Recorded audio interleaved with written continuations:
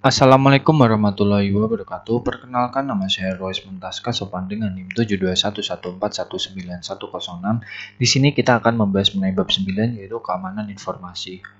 Kebutuhan organisasi akan keamanan dan pengendalian. Di dalam dunia masa kini, banyak organisasi semakin sadar akan pentingnya menjaga seluruh sumber daya mereka, baik yang bersifat virtual maupun fisik, agar aman dari ancaman baik dalam maupun luar. Keamanan informasi berkaitan dengan sumber daya informasi bukan hanya peranti keras data, namun juga peranti lunak, fasilitas komputer, dan personil.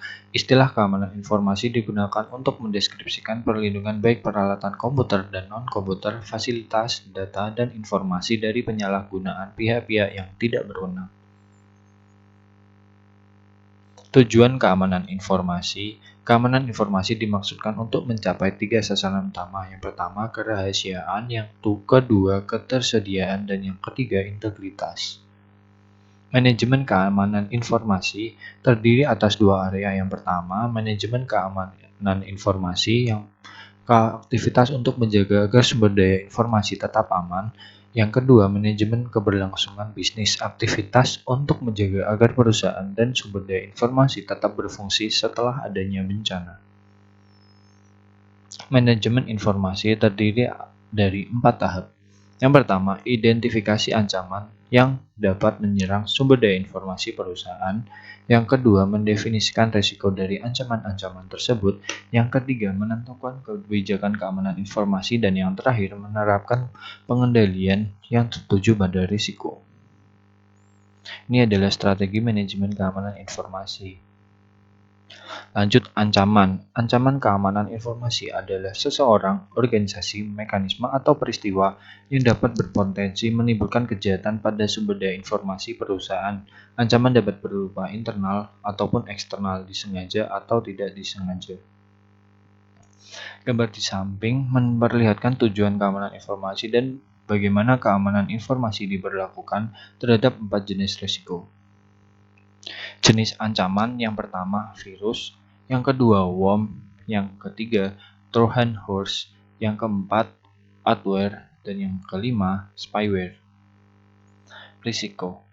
Risiko seperti ini dibagi menjadi 4 jenis. Yang pertama, pengungkapan informasi yang tidak terotorisasi dan pencurian. Yang kedua, penggunaan yang tidak terotorisasi. Yang ketiga, penghancuran yang tidak terotorisasi dan penolakan lainnya. Yang keempat, modifikasi yang tidak terotorisasi. Persoalan e-commerce. E-commerce telah memperkenalkan suatu permasalahan keamanan baru, yaitu pemalsuan kartu kredit.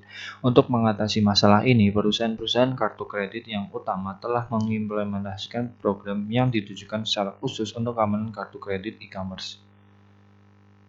Praktik keamanan yang diwajibkan oleh Visa Retail harus melakukan pemasangan dan memelihara firewall, memperbarui keamanan, melakukan enkripsi pada data yang disimpan dan yang dikirimkan, menggunakan dan memperbarui peranti lunak antivirus, membatasi akses data kepada orang-orang yang ingin tahu, memberikan ID unik untuk orang yang memiliki kemudahan mengakses data, memantau akses data dengan ID unik, tidak menggunakan password default dari vendor, dan yang terakhir, secara teratur menguji keamanan sistem. Pengecer lalu memantau pegawai yang tidak memiliki akses data, tidak meninggalkan data, atau komputer dalam keadaan tidak aman, lalu menghancurkan data jika tidak dibutuhkan lagi. Tingkat dampak dan kelemahan menentukan pengendalian. Ini ada dampak parah, dampak signifikan, dan dampak minor.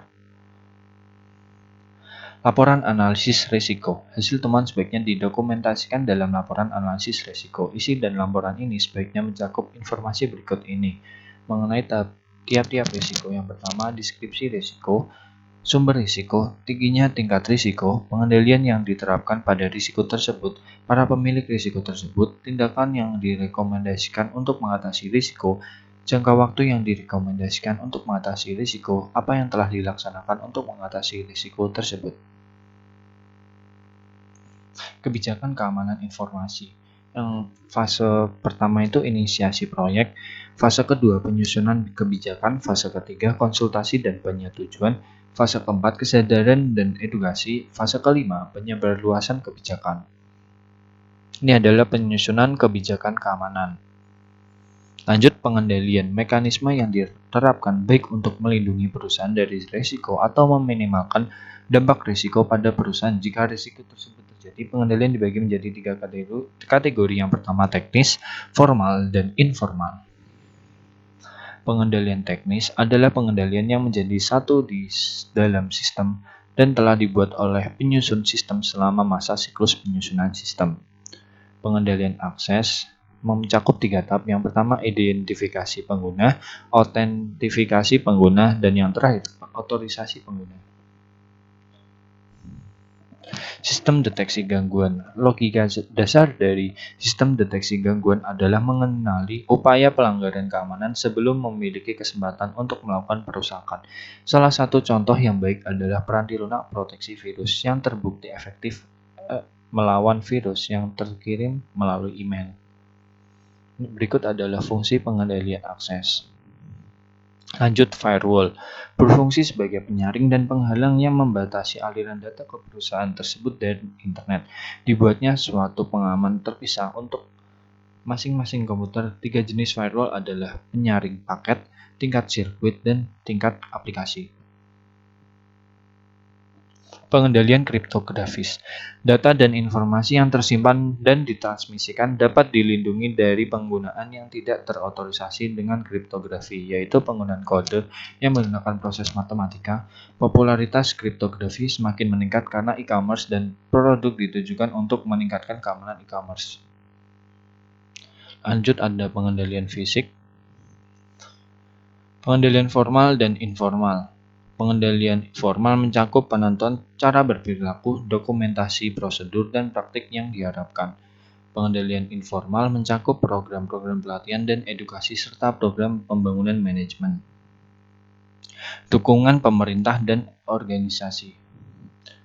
Contohnya ada BS 7799 milik Inggris, BSI IT Baseline Protection Manual, COBIT, GSSP, ISF Standard of Good Practice 26. Standar Industry. The Center for Internet Security atau CIS adalah organisasi nirlaba yang didedikasikan untuk membantu para pengguna komputer guna membuat sistem mereka lebih aman. Bantuan diberikan melalui 2 produk, yaitu CIS Benchmark dan CIS Scoring Tools. Stratifikasi profesional. Mulai tahun 1969, profesi IT mulai menawarkan program stratifikasi. 3 contoh mengilustrasikan cakupan dari program-program ini. Yang pertama, Asosiasi Audit Sistem dan Pengendalian, Konsorsium Sertifikasi Keamanan Sistem Informasi Internasional, dan yang terakhir, Institut SANS. Manajemen keberlangsungan bisnis, aktivitas yang ditujukan untuk menentukan operasional setelah terjadi gangguan sistem informasi disebut dengan manajemen keberlangsungan bisnis. Subrencana yang menjawab kontingensi yang spesifik. Yang pertama, rencana darurat, yang kedua, rencana cadangan, dan yang terakhir, rencana catatan penting. Sekian presentasi dari saya, kurang lebihnya mohon maaf. Wassalamualaikum warahmatullahi wabarakatuh.